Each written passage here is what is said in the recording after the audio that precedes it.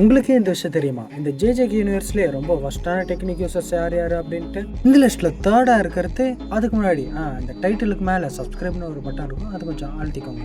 இந்த லிஸ்ட்டில் தேர்டாக இருக்கிறது இந்த மோமோ அப்படின்ற பொண்ணோட டெக்னிக் தான். இந்த பொண்ணோட டெக்னிக் என்ன அப்படின்னா, அவளால் இந்த திங்ஸ் இருக்குல்ல அதையெல்லாம் கண்ட்ரோல் பண்ண முடியும். ஆனால் இவன் அதை ரொம்ப கேவலமாக யூஸ் பண்ணியிருப்பான். எப்படி அப்படின்னா, அவகிட்ட ஒரு தொடப்பம் இருக்கும், அதை வச்சு பறக்கிறதுக்கு மட்டும் தான் யூஸ் பண்ணியிருப்பான். அப்புறம் ஒரு நல்ல பவர் வச்சுன்னு ரொம்ப ஒஸ்ட்டாக யூஸ் பண்ணியிருந்திருப்பான்.